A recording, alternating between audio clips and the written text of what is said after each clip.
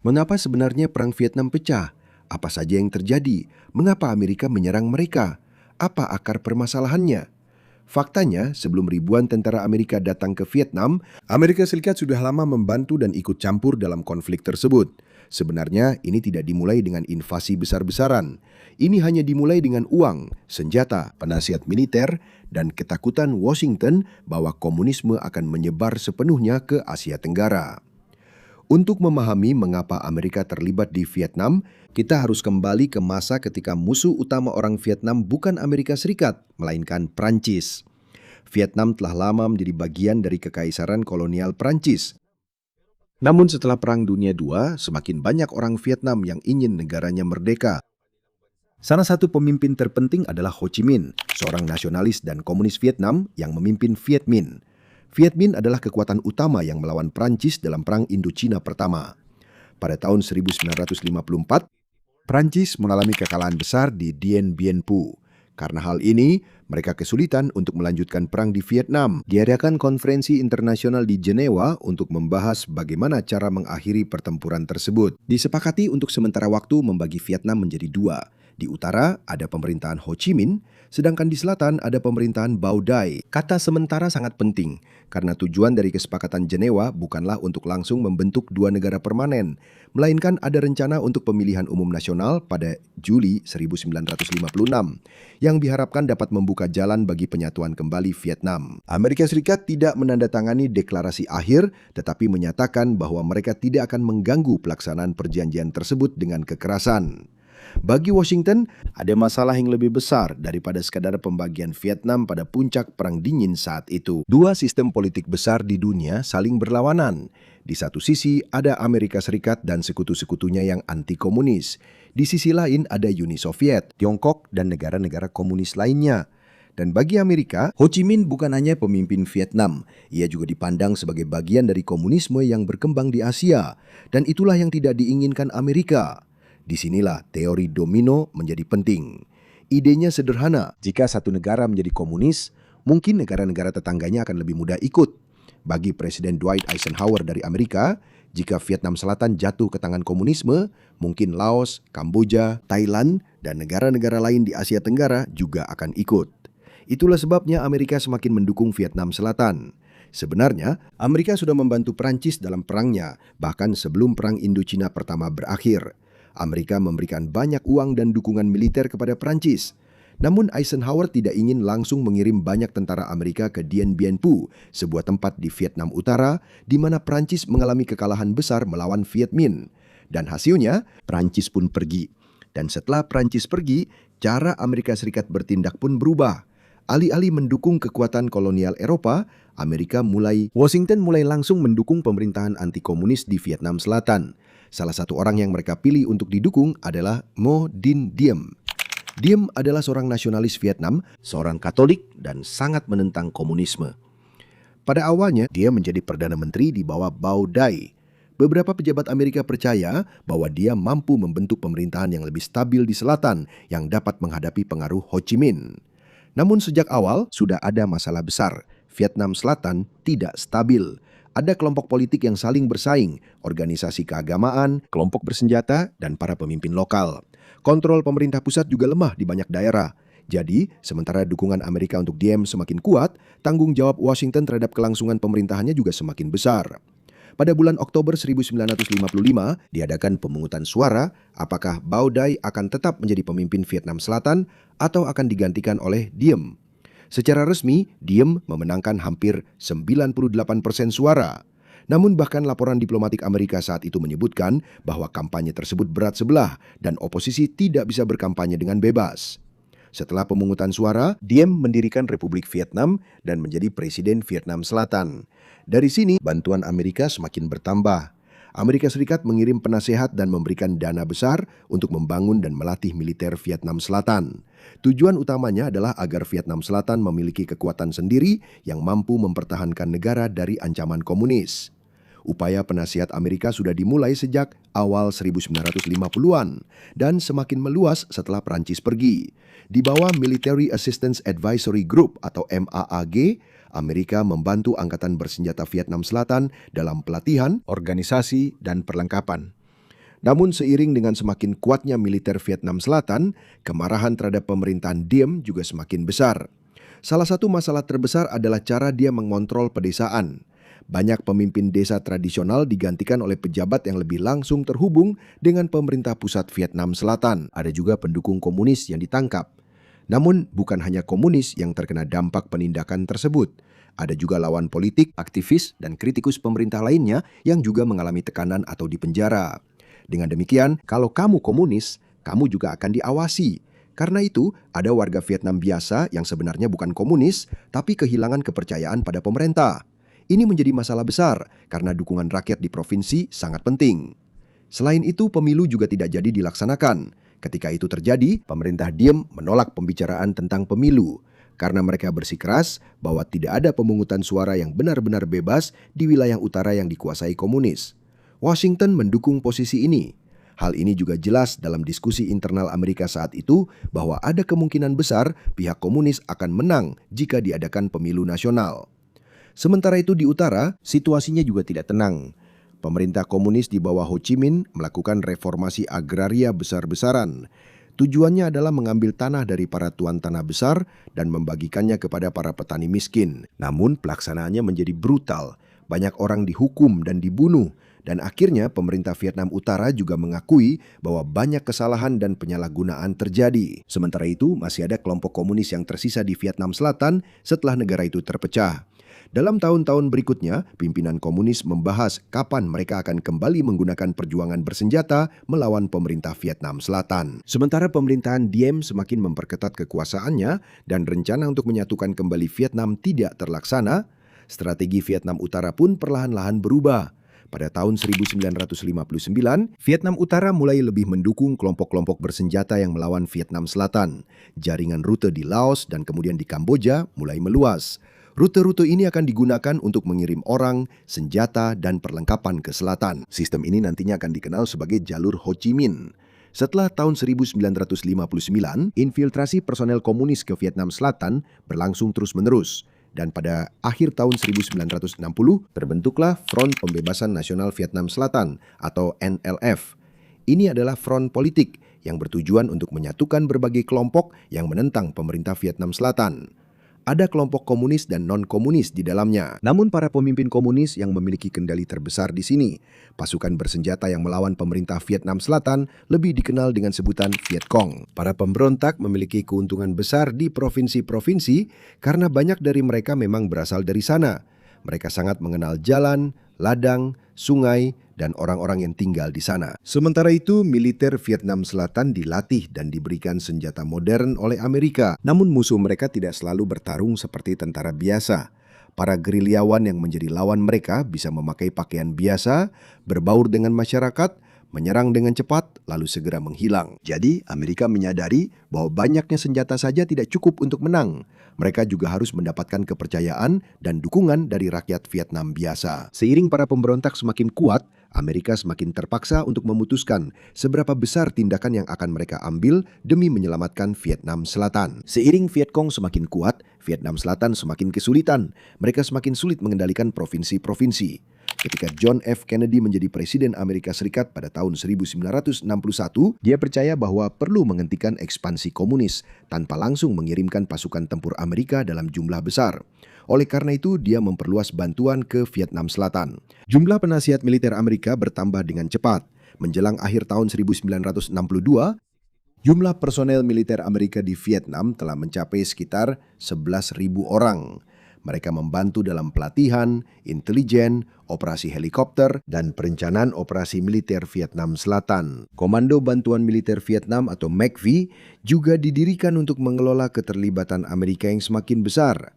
Salah satu strategi melawan Viet Cong adalah program desa strategis. Banyak keluarga dipindahkan ke desa-desa yang dijaga ketat agar Viet Cong kesulitan mendapatkan makanan, anggota baru, dan dukungan.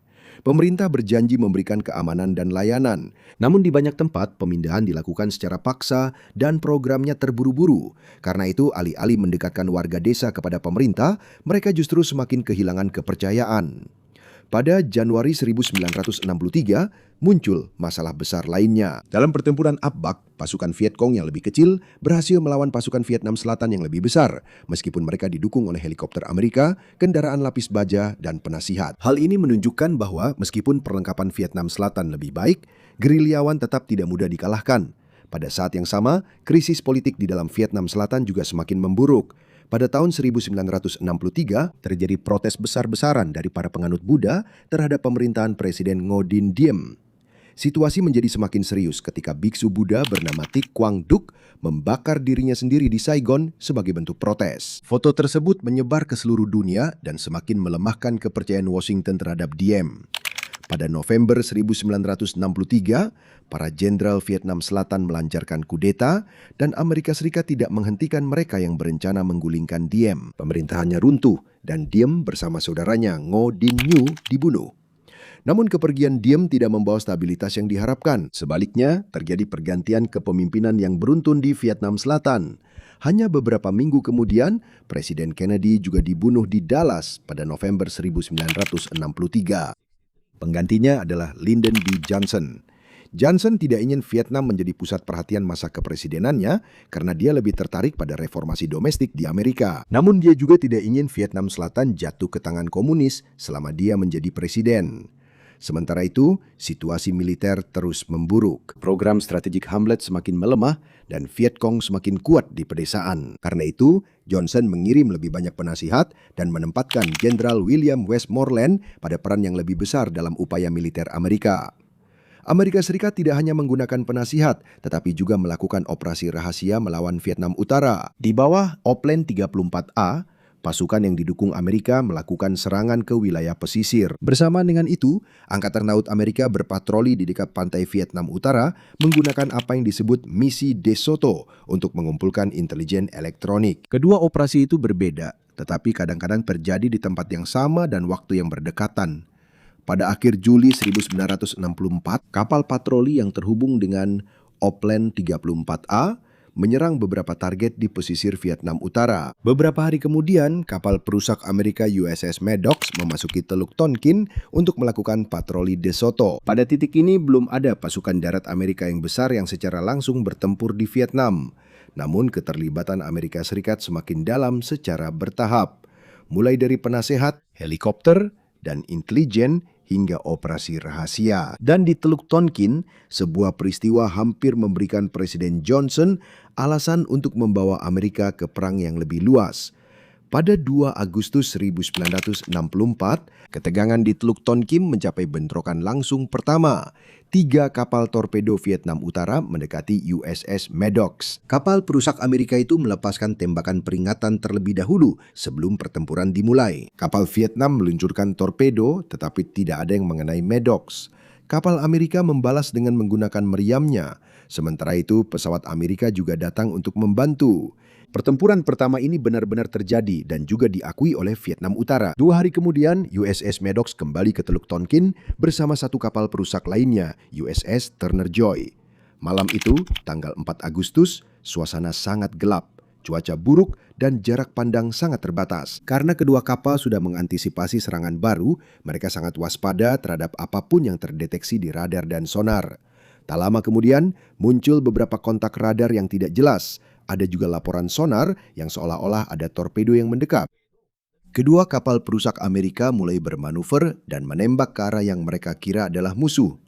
Semakin lama insiden berlangsung, semakin banyak pula yang dilaporkan sebagai torpedo dan kontak musuh. Disinilah beberapa perwira Amerika mulai meragukan apakah benar-benar ada yang menyerang mereka. Ada kemungkinan beberapa pembacaan radar dan sonar dipengaruhi oleh cuaca, atau mungkin oleh gelombang, atau bahkan oleh gerakan kapal itu sendiri dan perubahan arah yang cepat. Namun sebelum semuanya benar-benar jelas tentang apa yang sebenarnya terjadi, laporan bahwa kapal-kapal Amerika kembali diserang oleh Vietnam Utara sudah sampai ke Washington. Dalam pemeriksaan catatan intelijen berikutnya, menjadi jelas bahwa tidak ada serangan dari Vietnam Utara pada tanggal 4 Agustus. Laporan intelijen Sinyal yang digunakan saat itu untuk mendukung keyakinan bahwa ada serangan kedua ternyata belum cukup sebagai bukti. Catatan NSA lama juga menunjukkan bahwa ada informasi penting yang diabaikan, sementara laporan lain dianggap sebagai bukti serangan meskipun sebenarnya tidak ada serangan yang terjadi. Namun pada tahun 1964, publik belum mengetahui seluruh kejadian yang sebenarnya, dan bagi Presiden Lyndon Johnson serta para penasihatnya, mereka harus merespons. Pada tanggal 5 Agustus, Johnson memerintahkan serangan udara terhadap fasilitas Angkatan Laut Vietnam Utara dan target-target militer lainnya. Operasi ini dinamakan Pierce Arrow. Dalam operasi ini, 2 pesawat Amerika hilang dan 1 pilot tewas. Perubahan yang lebih besar terjadi di Washington setelahnya. Pada tanggal 7 Agustus, Kongres Amerika Serikat mengesahkan resolusi Teluk Tonkin.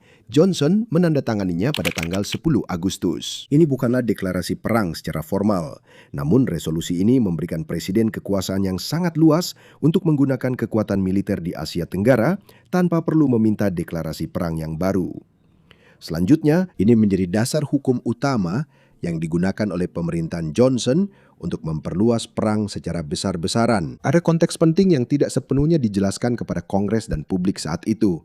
USS Maddox bukanlah kapal biasa yang hanya berlayar di wilayah tersebut. Kapal itu adalah bagian dari DeSoto Intelligence Patrol yang mengumpulkan informasi elektronik tentang Vietnam Utara. Pada saat yang sama, ada juga serangan rahasia terpisah terhadap pantai Vietnam Utara yang didukung oleh Amerika Serikat. Maddox tidak secara langsung terlibat dalam serangan-serangan itu. Namun bagi pasukan Vietnam Utara, sulit untuk mengetahui seberapa dekat hubungan antara berbagai operasi Amerika satu sama lain. Namun demikian, Johnson tidak langsung menggunakan kekuatan barunya untuk mengirimkan pasukan darat dalam jumlah besar. Saat itu adalah tahun pemilu di Amerika. Dia ingin menunjukkan bahwa dia tegas melawan komunisme, tetapi dia juga tidak ingin terlihat sedang mempersiapkan perang besar. Pada bulan November 1964, dia memenangkan pemilihan presiden dengan selisih yang sangat besar. Di depan publik, dia terus menunjukkan bahwa dia tidak ingin terlalu memperluas keterlibatan pasukan darat Amerika. Namun sementara Washington sibuk dengan urusan politik, perang di Vietnam terus memburuk. Viet Cong semakin kuat. Orang dan pasokan dari Vietnam Utara juga terus berdatangan. Sementara itu, pemerintah Vietnam Selatan tetap lemah dan tidak stabil.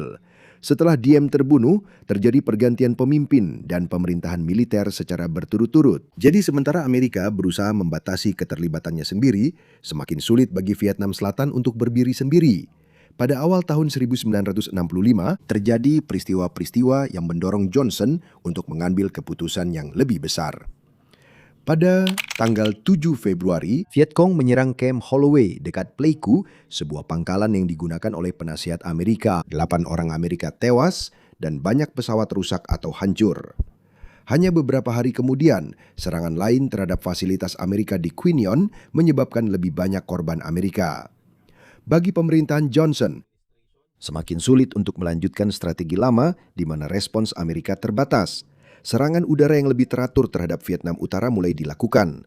Pada tanggal 2 Maret 1965, Operasi Rolling Thunder diluncurkan. Ini adalah kampanye pengeboman yang berkelanjutan dan terencana terhadap target-target militer dan ekonomi tertentu di Vietnam Utara. Tujuannya adalah untuk melemahkan kemampuan Hanoi dalam mendukung perang di selatan, memperkuat semangat pemerintah Vietnam Selatan, dan memaksa Vietnam Utara untuk mengurangi atau menghentikan dukungannya kepada Viet Cong. Namun masalah segera muncul. Pengeboman tidak mudah menghentikan masuknya orang dan suplai ke selatan. Ada banyak rute yang bisa diperbaiki, dipindahkan atau disembunyikan. Dan seiring meningkatnya pengeboman Amerika, bantuan militer yang diterima Vietnam Utara dari Uni Soviet dan Tiongkok juga semakin banyak, termasuk senjata pertahanan udara yang lebih modern. Kampanye udara juga menghadapi masalah lain. Amerika Serikat perlu melindungi pangkalan udaranya sendiri di Vietnam Selatan. Salah satu yang terpenting adalah Da Nang. Maka pada 8 Maret 1965, 2 batalion marinir AS mendarat di Da Nang.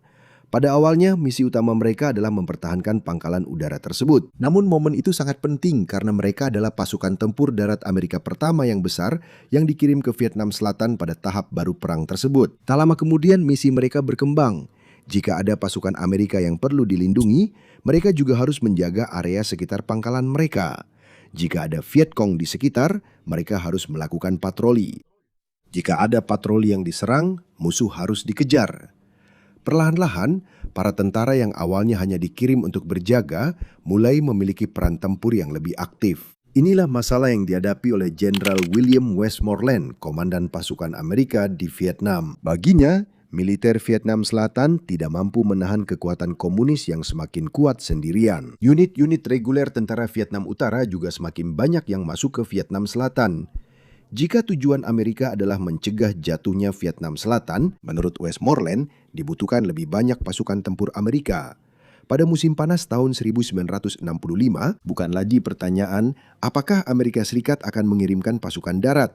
Pertanyaannya adalah berapa banyak. Dalam diskusi di Washington, dibahas pengiriman tambahan 10.000 tentara dan peningkatan total pasukan Amerika menjadi lebih dari 100.000 sebelum akhir tahun.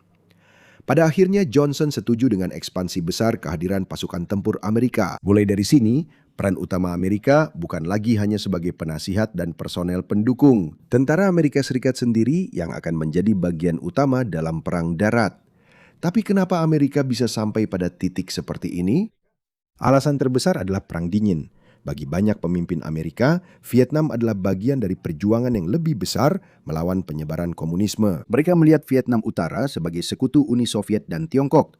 Ada ketakutan bahwa jika Vietnam Selatan jatuh, pengaruh komunis akan semakin kuat di bagian lain Asia Tenggara.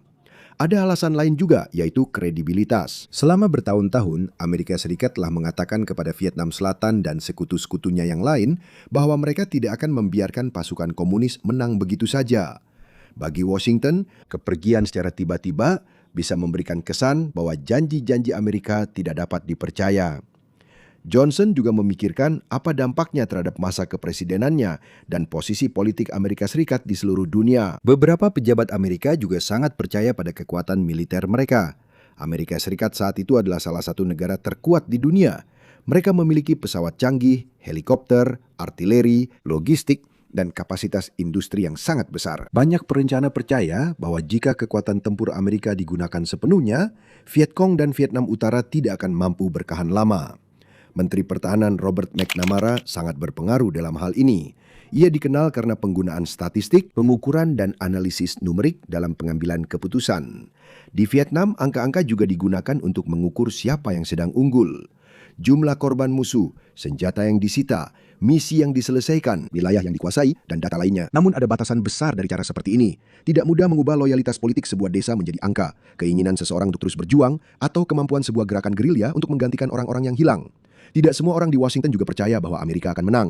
Salah satu yang paling menentang eskalasi adalah Wakil Menteri Luar Negeri George Bill. Dia memperingatkan bahwa Amerika Serikat bisa terjebak dalam perang yang sulit diakhiri dan jauh lebih besar dari yang diperkirakan. Ada juga pejabat Amerika lainnya di Vietnam yang melihat bahwa Vietcong bukan sekedar tentara asing. Mereka memiliki jaringan lokal, organisasi politik, dan dukungan dari sebagian penduduk pedesaan. Jadi tidak cukup hanya dengan memiliki lebih banyak pesawat, bom, dan tentara. Ada bahaya yang lebih besar lagi. Ketika perang semakin meluas, Amerika Serikat harus menghindari perang besar secara langsung melawan Tiongkok atau Uni Soviet. Amerika dan Uni Soviet sama-sama memiliki kekuatan nuklir. Tiongkok juga memiliki kekuatan militer yang besar dan pernah berperang melawan Amerika Serikat pada Perang Korea. Oleh karena itu, Washington harus meningkatkan tekanan terhadap Vietnam Utara tanpa sampai ke titik yang bisa menyebabkan konfrontasi langsung antara negara adidaya. Inilah alasan mengapa Perang Vietnam berbeda. Amerika Serikat sangat kuat, namun mereka tidak bisa menggunakan seluruh kekuatan militernya tanpa batas. Mereka tidak ingin diserang langsung oleh Tiongkok, mereka juga tidak ingin memicu konfrontasi nuklir dengan Uni Soviet, dan mereka juga tidak ingin terlihat sebagai pihak yang memulai Perang Dunia Baru. Maka perang pun berkembang sedikit demi sedikit. Awalnya bantuan keuangan dan militer, lalu penasihat, kemudian helikopter, intelijen, dan operasi rahasia, kemudian pengeboman. Setelah itu pasukan dikirim untuk menjaga pangkalan. Dan dari situ, misi mereka berubah menjadi operasi tempur penuh. Tidak ada satu hari pun di mana Washington begitu saja menyatakan dimulainya Perang Vietnam yang besar-besaran. Sebaliknya, ini adalah serangkaian keputusan serius pada masanya yang tampaknya hanya terbatas. Namun, setiap langkah baru menimbulkan masalah baru yang membutuhkan langkah berikutnya. Pada tahun 1965, situasinya sudah sangat berbeda dibandingkan saat Amerika pertama kali mengirim penasehat. Amerika Serikat sudah memiliki kampanye pengeboman terhadap Vietnam Utara dan jumlah pasukan tempur di selatan pun bertambah dengan cepat.